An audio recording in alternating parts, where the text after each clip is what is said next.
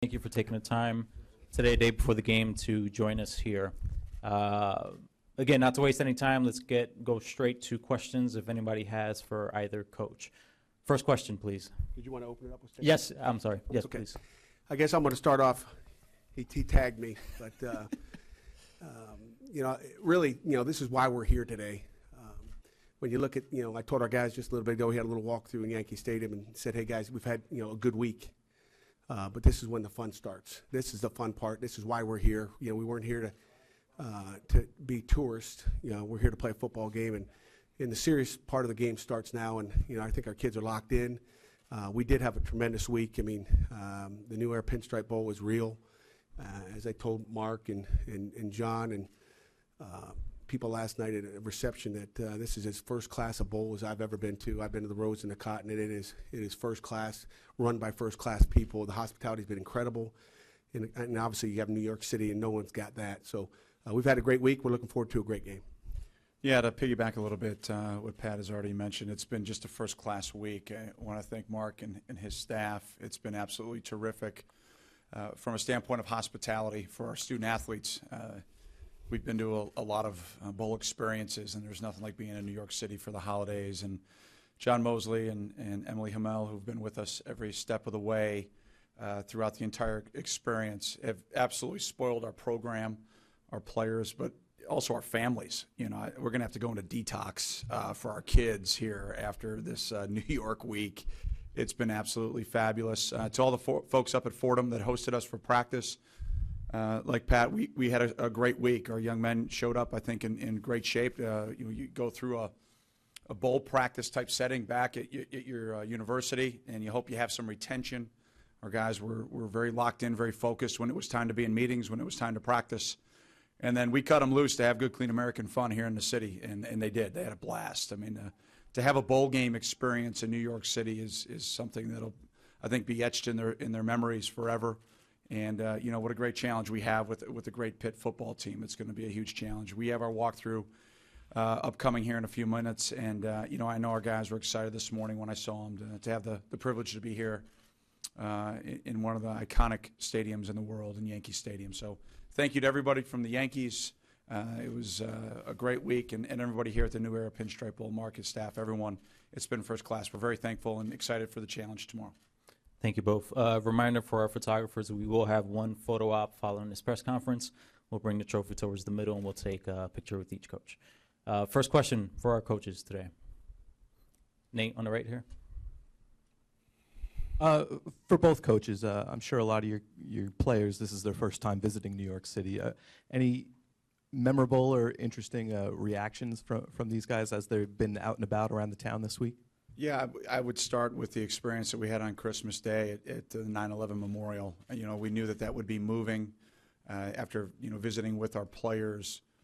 It truly put everything in perspective. When you think about a 17 to 22-year-old squad, 18 to 22 years old, you think about how old they were, when our country was shook. We've got 26 different states on our roster, and a lot of our guys have not been to New York City. So just, landing, coming into the city on a clear day and just getting the scope. And, we're blessed to be in the backyard of the second city, of Chicago. And it's a little bit different perspective when you get here. I think that would jump out, the 9/11 experience. And then I would just say from a standpoint of the overall experience of where we're located, everyone at the Hilton's been great. And the walking, the ability to walk to world-class restaurants, the experiences in Times Square. We came here a day early for that reason. It's been my experience, taking, I guess, our seventh squad to the postseason. We come a day early so the guys can have fun. I want them to enjoy it. We've earned it. We didn't, put a Big Ten West Championship trophy in our trophy case, but we earned the privilege to be here. And part of that is the experience of Bowl Week, and I wanted our guys to experience that. But they've been focused when it's time for football. I agree with everything Pat said. Same experiences. We've had a tremendous week. I won't bore you with the same exact answers, but for sure the 9/11 experience. As I reflected, and talked to a lot of our kids as we went through observatory. A lot of our kids were in second grade, first grade, and their parents were picking them up. And I was one of those parents that ran to the elementary school to get my kids that day. And I don't think probably 35 to 40 of our kids have been to New York before, but that's not a spot they've gone to. I mean, there's so much to see here. You can't see it in a year. And so that was a place that, I don't know if the normal tourist just says, hey, I want to go there when they come to New York. But like Pat said, walking around Times Square, down by Rockefeller Center, all those experiences, with the Christmas tree, are all just great experiences our kids will never forget. Mark on the left. For Pat Narduzzi. For those of us here in New York, and I'm sure you've talked about this a lot, but just tell what is it about James Conner that has allowed him to get through what he's gone through and had such a good year? And for Pat Fitzgerald, what's it like to prepare for a running back like him? I've answered this question 1,000 times, and James is an unbelievable kid. It starts with his attitude. I mean, he beat cancer. He came back off a knee injury, thought he was all cool, but then he had another battle to deal with. And, his personality, his heart is about as big as you can imagine. And, for all those young kids out there, I see some young guys back there, you're going to go through adversity, and some guys will lie down and, in the midst of adversity. And James has been a kid that stood up and battled it, and not only battled it for himself, but battled for a lot of cancer patients out there. When you go down to the award ceremony in Atlanta this year and hear Holly Rowe talk about her experiences and how James picked her up a year ago and you didn't even know it. How many people has he impacted in life? That's the incredible thing. Forget the rushing TDs and the yards rushing and how hard he is to tackle.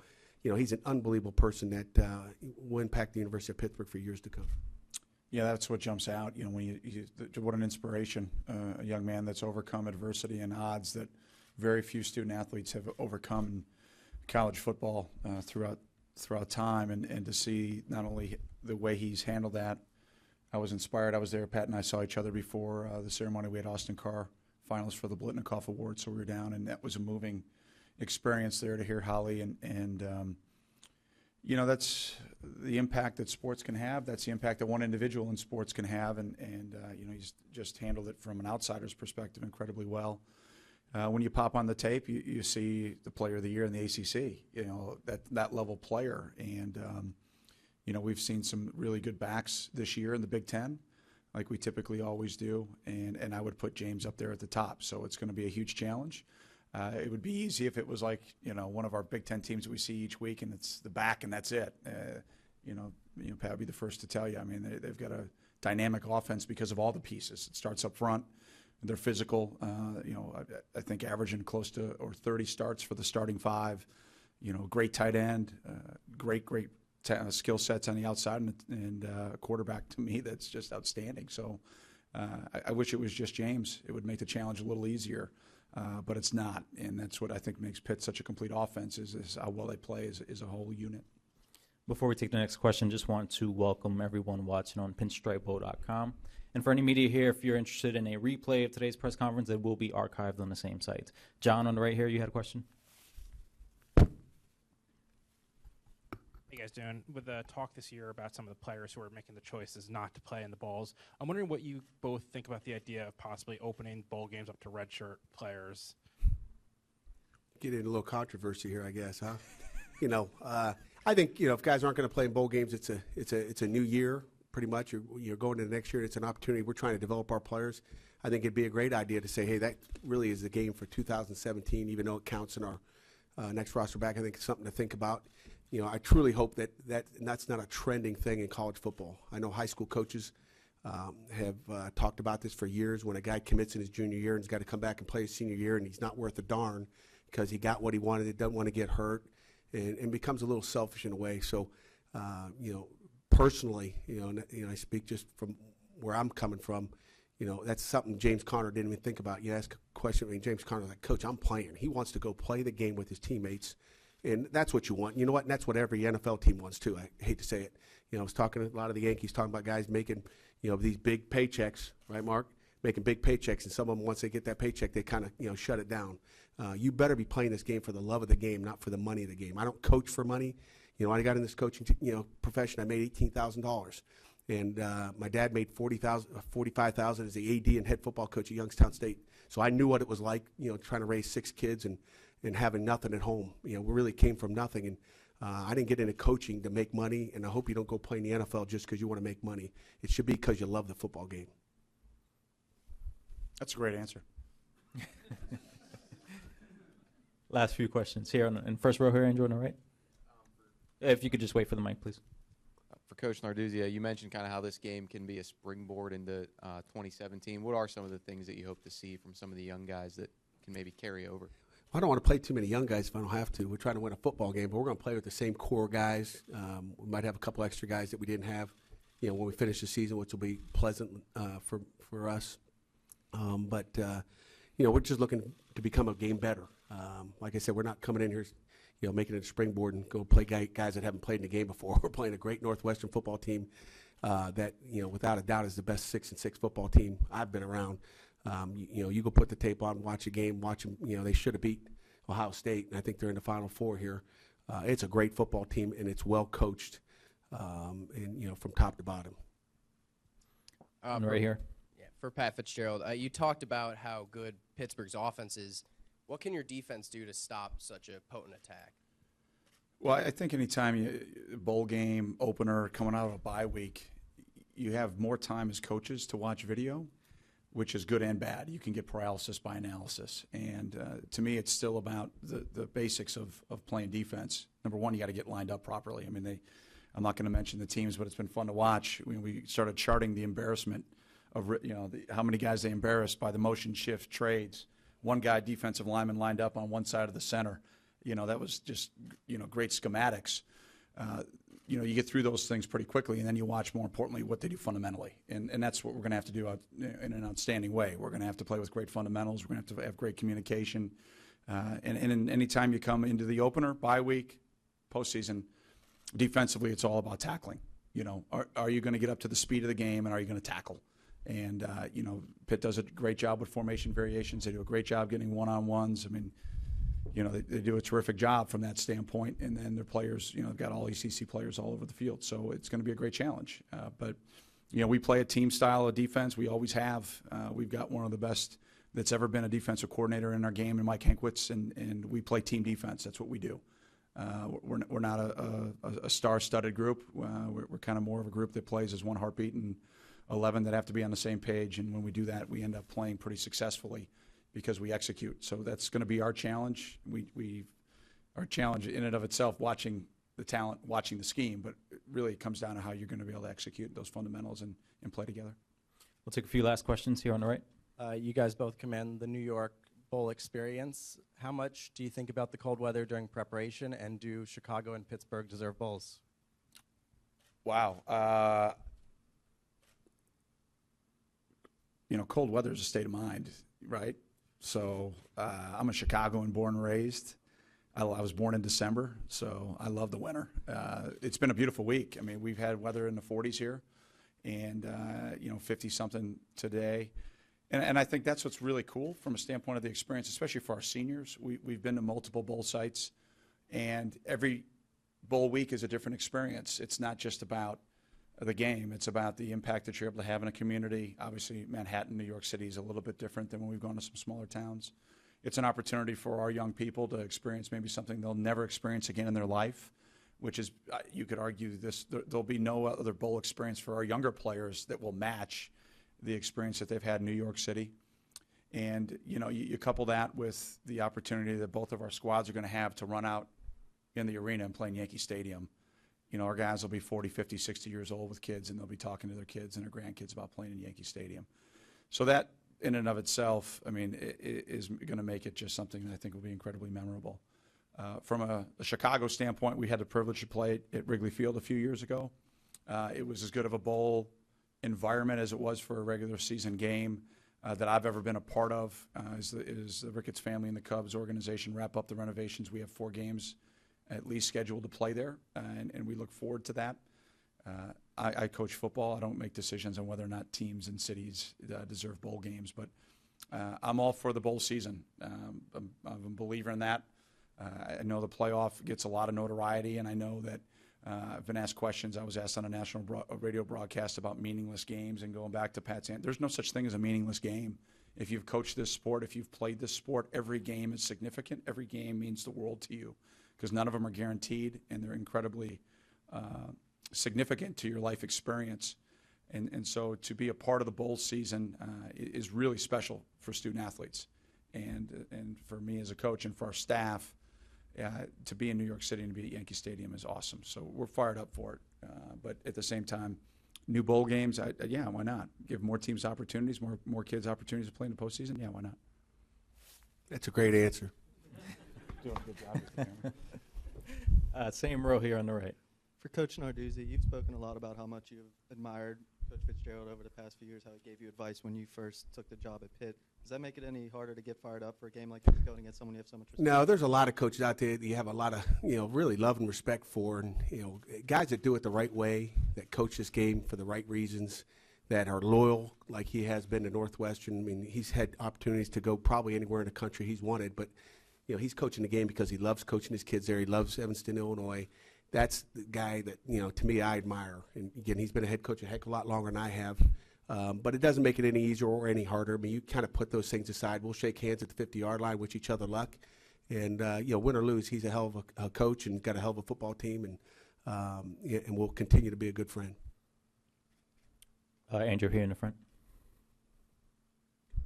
Pat Narduzzi, what was your reaction when you first saw or heard that Scott Barnes was leaving? I can't say I was surprised by it because I've known all along. Matter of fact, in the city of New York during a recent visit here is when him and his wife Jody had spoke to my wife and myself about his situation, and I respect him. He's done a great job, and if I was a chancellor or president somewhere, I'd hire him too. He's a super person. It was a family reason that he made that move, and I respect him. I've got the full support of the chancellor, and he was really the guy that hired me, and then I helped get Scott hired here at Pitt, and we wish him and his family luck on their new endeavors, and it was really just a matter of him being closer to his family. I'll probably leave it at that. I'll take one or two more if there are any. Yes, go ahead. For Pat Narduzzi, what have you seen out of Austin Carr, and how does your defense plan on stopping him? Well, that's a big, big question right there. I thought I might get that question. Getting a chance to sit and talk with him at the New York Stock Exchange this morning, first of all, just what a classy young man he is. You look at where he's come from, being a walk-on and coming in, and he's had adversity. He's fought through. Coach had adversity with him. He fought through in his freshman year, hearing some stories, and that's a fun thing when you go against a great player like that and you really find the insides of who he is. He will be a challenge to stop. He can, we've had some guys like, he reminds me of the Switzer from North Carolina that Pat probably knows. I think he had caught 27 balls on us. So I don't know how we stop him. We're going to find out tomorrow, but we hope he drops a couple balls. That's part of it. We hope he doesn't have some perfect throws. That'll be part of it. And then our guys are going to have to execute and know where he is. He's kind of like the Waldo of their offense. You got to know where he is, and his Thorson really understands where he is and is going to give him the ball because he knows if he gets it anywhere within his wingspan that he's going to catch the football. He's a great football player. There's a reason he's a Blitnikoff finalist and first team All Big Ten. Last question here on the left, Mark. Pat Fitzgerald, it's a Northwestern guy, has an office across the hall here. I just wanted to know, do you know Joe Girardi at all? And what do you think of what he's done with himself after he left Northwestern? Yeah, I know Joe well. We've been friends for a number of years. First of all, I'm very thankful for his friendship and our relationship. Got across the stage a little bit prior to me at Northwestern, so I won't date him, but a few years prior, and I was an education major. I believe he was engineering, so I appreciate him, upping the value of my degree in any way that he could. But those of you that know Joe, I mean, he's the best. He's genuine. He has great care, love, concern for those that he gets the privilege to manage. He loves baseball. He loves everything about baseball, and he's been so gracious to myself, our program. He's addressed our team numerous times. He's been our honorary captain when we've had his family with our football family. And then he's so gracious to Stacy and myself and the boys when we go down to Southwest Florida for spring break. He always hosts us at a game, and it's been great to get to know him from that professional level whenever I have a question. And, we as coaches, we talk to each other quite a bit. As head coaches, you're kind of in that corner office, and everybody's looking for answers, and your job is to give solutions. And, you sometimes can't go down to your staff and bounce ideas off them when you're really not sure what the answer is. And to have that sounding board and someone like Joe, I'm very thankful for that. And he's what I think makes Northwestern really special. Someone that achieved greatness on the diamond as an All Big Ten and All-American as a baseball player. Had an unbelievable major league career, but did that as an academic All-American too. And now to see the success that he's having, there's no bigger fan of Joe Girardi than myself, and just really honored to be in his locker room. Honored to be in the locker room of the New York Yankees and Mr. Steinbrenner, who's got connections to Northwestern. It's a great privilege for us to be here. We're excited for the challenge, and I know it's going to be a heck of a battle for us tomorrow, but looking forward to hopefully showing our best game of the year. Speaking of Joe, we will have our final press conference, pregame press conference tomorrow at noon, and Joe Girardi will be a part of that press conference, so FYI. Coach, thank you for being here. Appreciate the time.